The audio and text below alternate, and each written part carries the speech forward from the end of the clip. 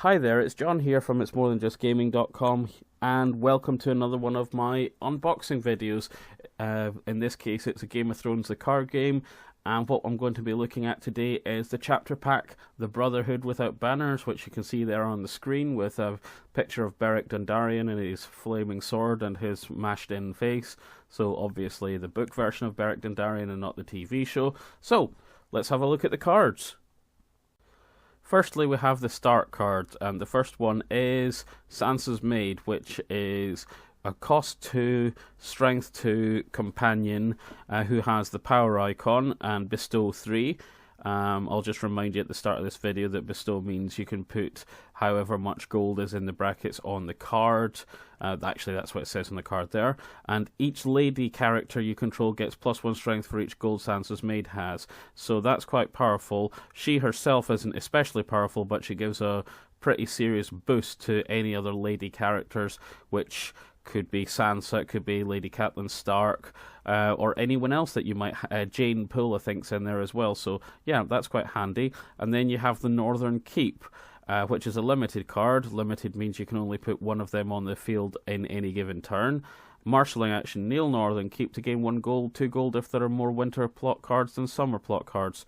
And I think if I was building a Stark deck, most of my plot cards would in fact be winter cards, so there's a chance of that getting the 2 gold rather than the 1, but anything that generates gold is generally useful. So I quite like both of those. I can see both of them being quite useful in any given Stark deck. Although I suspect if I was to build a Stark deck, I would build it more round the Robb's host, Robb's armies, and possibly the Blackfish of the Tullys, because I quite like the Blackfish as a character.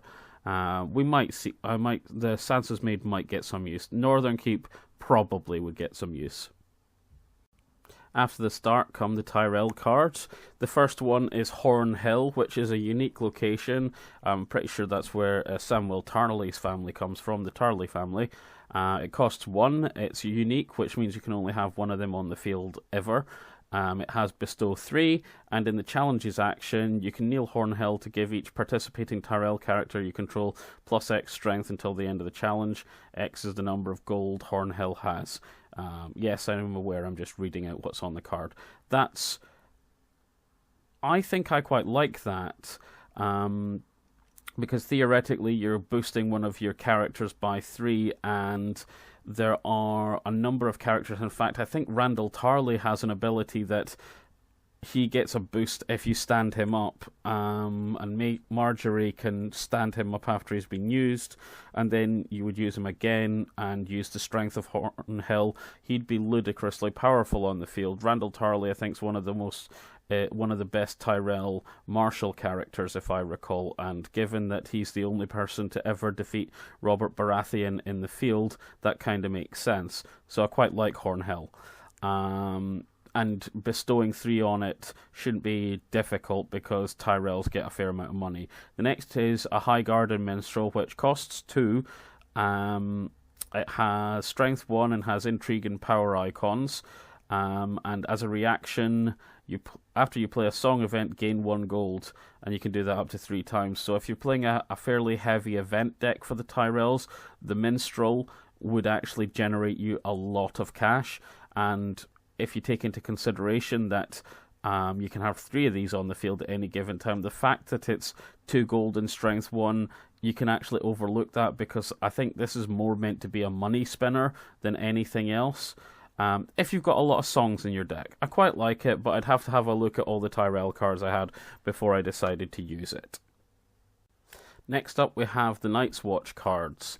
The first one is a cost 2 weapon attachment, the Ranger's Bow. Can be used only by the Night's Watch characters, which makes sense. And the attached character gets +1 strength, which also is quite cool. And as a challenges action, the Ranger's Bow is sort of like the opposite to the Wildling Weirwood Bow, where Rangers, when they're defending, this gives a bigger bonus when the Rangers are defending. It's a +2 strength bonus when the Ranger defends, whereas the Wildling Bow is an attacking bow. You can give a debuff, a strength debuff to defenders when you're attacking using the Wildling bow. So I quite like the fact that there are there are 2 bows that you can equip as attachments to Night's Watch characters, because the Weirwood bow, whilst it is a wildling weapon, it can be equipped to Night's Watch characters too. I quite like this. I read some reviews on this and they weren't massively favourable. I can see me using it as an item in my Night's Watch deck. The second card is Donal Noy, another steward character. Strength 4, cost 4, and he can do martial and intrigue, which makes him quite a potent steward, because there's not many stewards I can think of other than, say, Jon Snow that has the martial icon. So actually he'd be useful in the deck just for the fact that he has martial and intrigue, and he's quite strong. He also has bestow 3, and as an action, you can discard one of the gold from Donal Noy to put a weapon attachment into play from your hand. So, for instance, Donal Noy's on the field, he's got his 3 gold. Suddenly I'm being attacked by Greyjoys or Lannisters or Tyrells, and actually I'm going to discard one of the gold, and one of my rangers suddenly has a ranger's bow, and I've got 2 additional strength that the other side didn't account for. So giving your weapons a effectively ambush ability, that's quite handy. I'm going to need to investigate whether or not I would actually use it though. Then we have the Baratheons. The first is a cost 0 attachment. It's a condition for Bastards and King characters only with bestow 3, called King's Blood.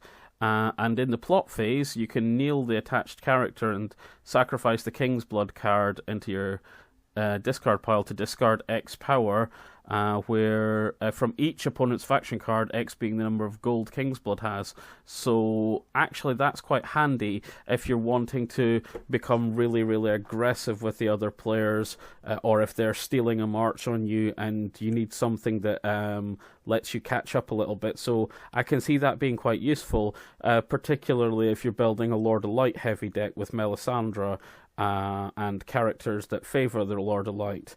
The second card is a unique character called Patchface. He costs 2 gold, he's strength 2 and has the power icon, and he is a fool, as in the court jester. And while another full character is in play, Patchface, when another full character has a keyword, Patchface gets the keyword, and while another full character has a challenge icon, so does he.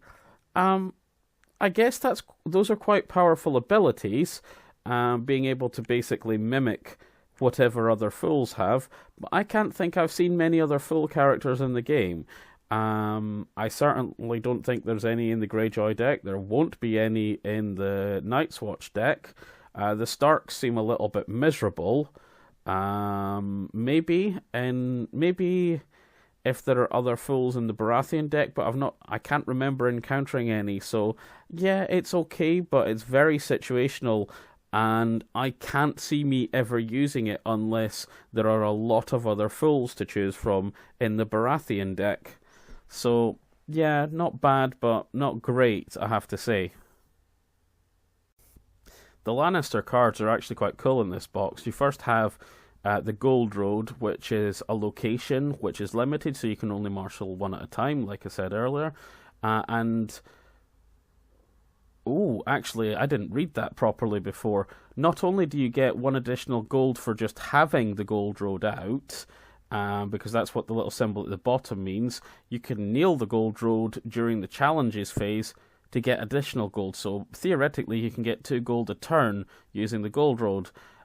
Which if you have a scheme-heavy deck or an ambush-heavy deck, being able to get extra gold in the challenges phase is really handy, in fact. Not just quite handy, it's really handy. I really like that. Then you have Jenna Frey. She costs 5, is a unique character, is strength 4 and has intrigue and power, so she's a fairly solid character to begin with. She has the House Frey and the Lady trait, and after she wins a challenge, or after a challenge is won in which she's attacking, if it was the 3rd challenge, as with most Frey things, she gets a benefit. The opponent discards a card. If there are other Frey characters attacking, it's 2 cards. I'm not quite sure what the reasoning behind it is, but every major power that the Frey cards have seems to depend on it being the 3rd challenge. And I guess that might be to do with the fact that Walder Frey had a legion of children and bastards, so theoretically should have the ability to always have 3 challenges, because there's always going to be enough on the field to do it. I quite like Jenna Frey. as a card. It's a solid enough card to begin with. The ability is quite useful, but you need to be able to ensure that you can get 3 challenges a turn to be able to make the best use of it. Either way, I quite like the card. The Greyjoy cards didn't blow my mind this time round. The first one we have is the Stony Shore Raider, which is a cost 2 strength to Ironborn with just the martial icon and bestow 3, and she can discard 1 gold from her card to choose and kneel a location with printed cost 3 or lower. So for instance, you could use, if you got the initiative, you could use her to basically kneel the gold road that the Lannisters have, so that they can't kneel it during the challenges phase to get their extra gold. So I can see the use in that, but you don't want your deck to be too large. And I think there are better cards in the Greyjoy. She's not bad, but not one I'd be in a rush to actually include. Then we have the Pay the Iron Price, which is a cost 2 gold event, and in the challenges phase you can, for 2 gold, choose an attachment in the opponent's discard pile and put it into play under your control. And after you win an unopposed challenge, pay 1 gold to get it back from your discard pile into your hand. Pay the Iron Price, that is. Okay, so it's got the cool regenerate this event reaction in it, which is quite cool. And the Greyjoys are all about unopposed challenges and winning initiative. Being able to steal an item from the discard pile, given the amount of cards that pillage in the Greyjoy deck, there's a reasonable chance that you're putting items in there. The question is there anything that you're likely to discard that you're actually going to want? I mean, yeah, possibly, because it might be things like swords or armor, or the Night's Watch has catapults, which are quite cool. I'm not sure. I mean, it's not bad. I'm just not sure I don't think I'd include more than one of these in the deck, certainly given that you can actually regenerate it back into your hand. So, yeah, maybe 1 in a deck, but certainly no more than that. The Targaryen cards I quite like one of them. The first one, the Warrior's Braid, which is a 2 gold attachment for a Targaryen character only. And the attached character gains renown and gets 1+ strength for each bell token on the Warrior's Braid.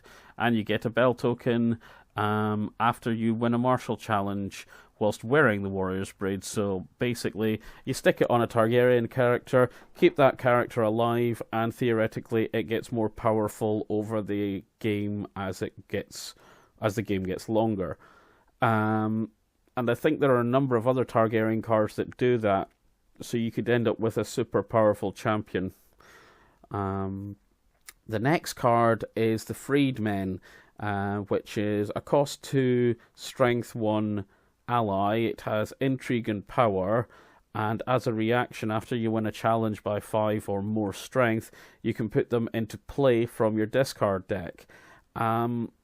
I'm not overly keen on this card. There are other cards that this would sync up with if you were building, I think it's a Breaker of Chains deck, because there are bonuses for cards in the Targaryens that cost 2 or less to marshal. So this would actually sync up with that. The reaction ability, I can see that getting use if you basically are over your hand limit size and you need to discard stuff. So I'll discard the Freedmen because I should be able to get them onto the field from the discard pile. But if you lose them through a martial challenge and they die, then they're not coming back that way because dead isn't the same as discarded. So I guess it would work, but it depends on how well it syncs up with other characters. I'd need to actually have a look at the Targaryen cards, which I've not done for a while, admittedly.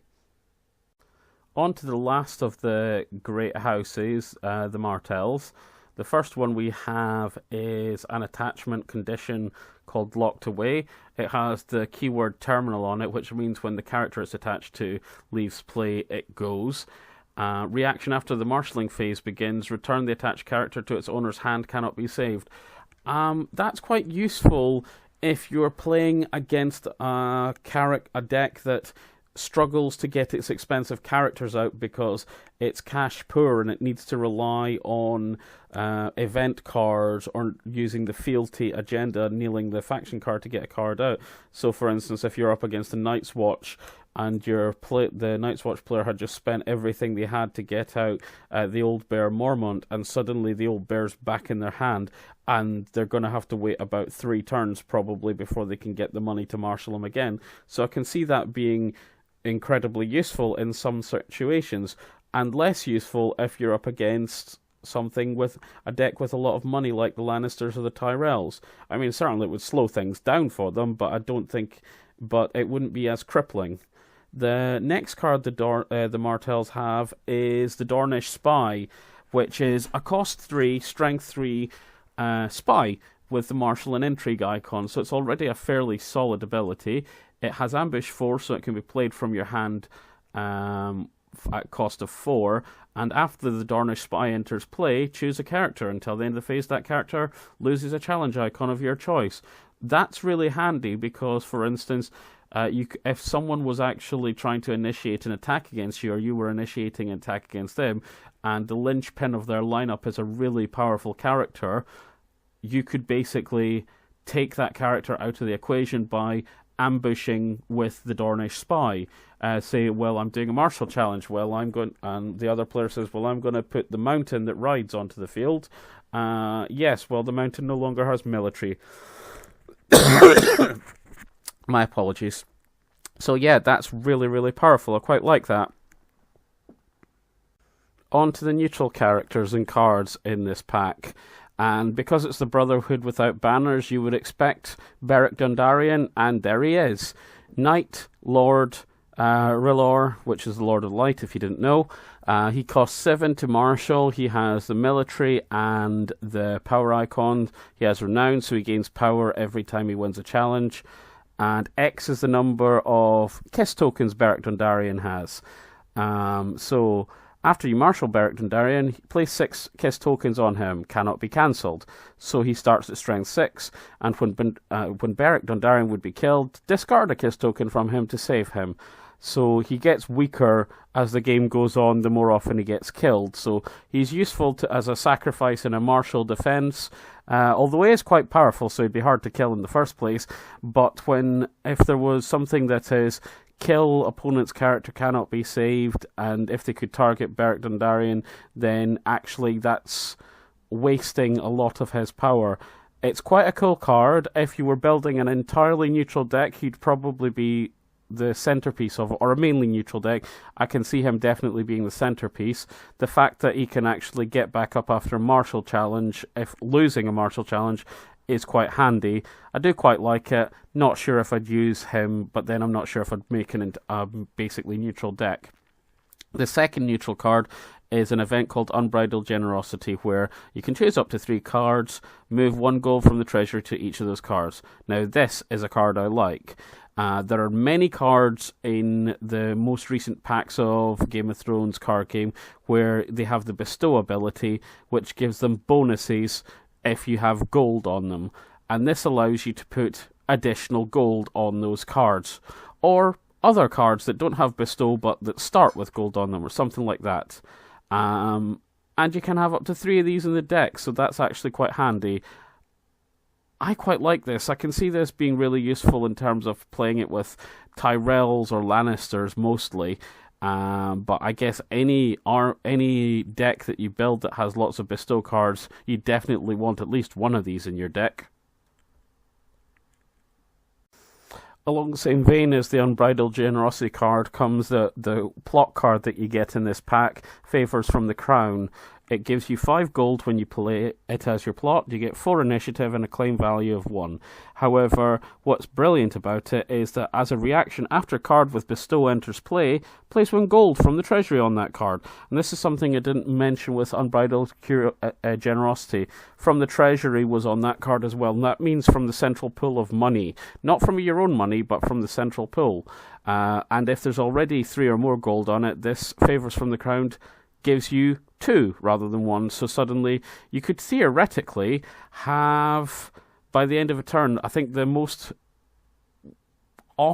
frequently Bestow is around about 3. I mean, I've seen like the Baratheon Stannis' cavalry has Bestow up to 8, but most commonly it's like Bestow 3. So with this and with Unbridled Generosity, you could actually have something like Bestow 6. If you've got multiple copies of Unbridled Generosity, it could be Bestow 8. I mean, the Baratheon cavalry, the Stannis' cavalry is Bestow 8 for a specific reason. You wouldn't want to go beyond that because it's about locking down a specific strength card. I love this card if you've got a Bestow heavy deck. I can definitely see it getting use under those circumstances. And the final card in this pack is an agenda card, the Brotherhood Without Banners, for which the pack takes its name from. And obviously, well, actually, the Brotherhood Without Banners is an organization in the Song of Ice and Fire books, obviously. It's an agenda. There aren't many agendas in the game compared to other things, so it's cool when you get a new one. You cannot include loyal characters in your deck, which means, like, main characters tend to be loyal. So, for instance, like, house leaders and the chief knights and the most loyal retainers of each family tend to be loyal characters, whereas the non-loyal characters are like sort of secondary, unnamed characters like random stewards, random guards, random knights, random soldiers, things like that. And that's basically what the Brotherhood Without Banners was made up of. It was made, if I recall, it was made up of leftover Stark and Baratheon soldiers that had basically quit the army and joined Beric Dondarrion's raiding force when he was sent to arrest Sir Gregor Clegane. So I can see why you would have that thematically, but that's not a good enough reason to have it as an agenda. However, that's because the reason to have it as an agenda is the reaction ability. After challenge phases begins, kneel your faction card to choose a neutral character you control. Until the end of the phase, that character gains choose one: Insight, Intimidate, Renown, or Stealth. Insight, you win a challenge, you can draw a card. Intimidation, you win a challenge, you can make other cards kneel. Renown, you win a challenge, you get power. Stealth, you can bypass people in a challenge. So you can basically adapt, so that's quite handy. I think I'd need to make a neutral deck to use this. It's not on my list of priorities, but maybe I'll get a shot at some point in the near future. So that's the Brotherhood Without Banners. I hope you have enjoyed and found this video interesting. Don't forget to hit like and subscribe if you want to see more stuff like this. There will be a link in the description to my website, which is where you will be able to find the accompanying article that goes with this video. It'll have possibly a couple of pictures here and there. If you came to this video from the website, thanks for visiting. Also, don't forget to like and subscribe, and I hope I'll see you again sometime in the future. Bye for now.